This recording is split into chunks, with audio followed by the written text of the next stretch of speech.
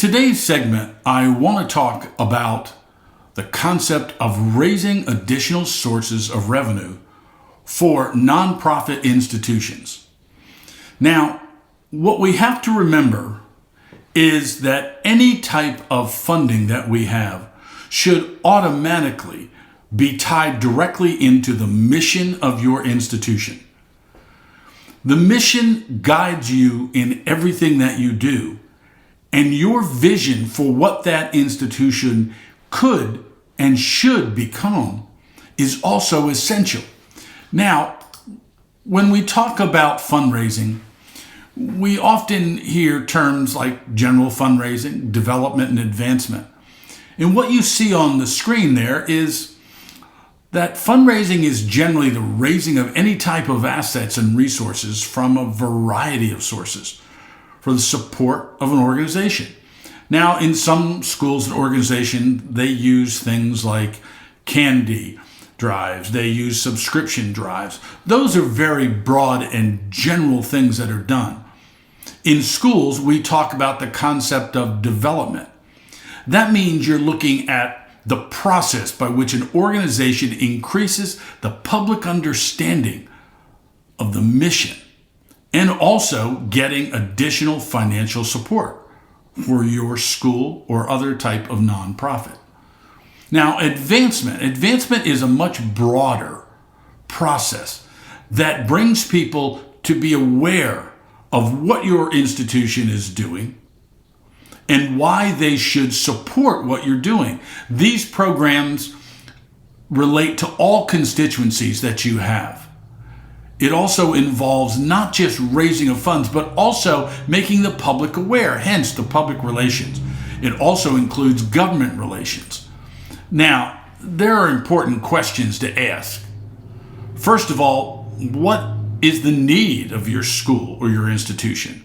What is it that you really need? Why should someone support your efforts? And who is your target audience? Those are three essential questions that you need to answer.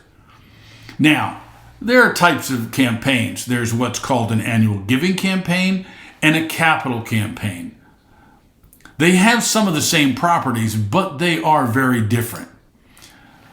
An annual campaign, or oftentimes referred to as an annual fund, is a giving program that for most schools raises about 10 to 30% of the school's yearly operating budget. That's a huge amount of money. And the contributions to the annual campaign, to the annual fund, are considered unrestricted, meaning that the school or the nonprofit can apply these gifts to any expenses that they need. They are not restricted by the donors. Now, CASE, which is one of the leading bodies in the area of fundraising, development, and advancement, says that annual funds are generally used to cover operational expenses, including faculty professional development, academic resources, supplies, yearly facility improvements, equipment, technology purchases, and co-curricular expenses. They're also used at times for financial aid and scholarships. Now, on the screen, you'll also see that there are several components of annual funds. There's the appeals. That could be a direct appeal by way of a letter.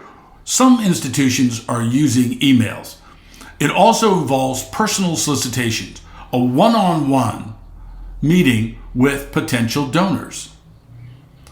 Many schools in the last few years have gone to a Giving Tuesday to try to get online support for the mission and what they're trying to do. Now, also under annual funds, some institutions have annual auctions, golf tournaments, or major dinners. Those all are unrestricted funds and go into the annual fund itself. Now, a capital campaign is slightly different.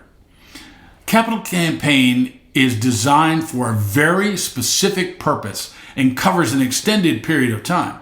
With an annual fund, it's just that. It's annual. The donation is for 1 year.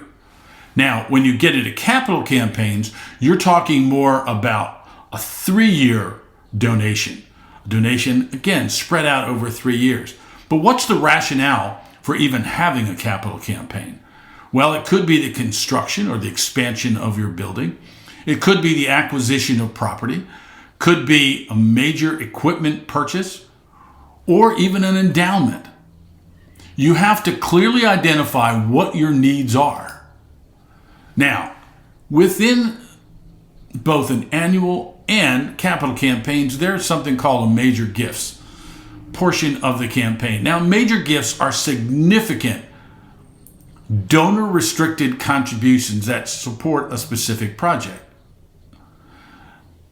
They can be part of an annual or a capital campaign. Now, again, with the major gifts, it can be a part of your annual fund. And again, you go back to what I said just a few minutes ago, and that was that annual funds are unrestricted. But if you have a major gifts campaign, which many schools do, you go out to very significant donors who have the potential to give the school a significant gift. Now, define significant gifts.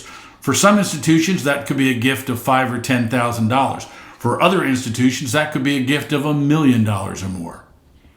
But again, it is a process by which donors are identified, cultivated, and again, then the ask is made. Now, there's also the concept of endowments. Now, endowments are funds. It is basically that are set aside specifically to leverage the nonprofit's ability to be financially viable for years to come. Now, one of the key things to remember is that endowments generally are not monies that are spent right away. Again, you'll see there the types of endowments. A true endowment, the principal amount can never be spent. Only the investment income can be spent. That's a true endowment. Now, you can have a term endowment where the principal, the money that was donated, can be spent after a predetermined time or date, or if there's a particular event. So, for instance, a donor says, I want to donate $500,000 for maintaining the athletic fields at the school. Again, only in a true endowment, only the interest income, the earned income, can be used. In the term, they might say, now, after 15 years, any money that you have can be put directly to purchase new synthetic turf, let's say. Now, you also have something called a quasi-endowment. A quasi-endowment was established by the university, in most cases, using university funds treated as an endowment. So the institution might say, well, we made a profit of $800,000 last year. Rather than just say, okay, well, we're just going to go ahead and spend it right away, they will set up what they call a quasi-endowment. But again, the restrictions on that, much looser than a true endowment. True endowment, the money can only be spent directly based upon the donor's wishes.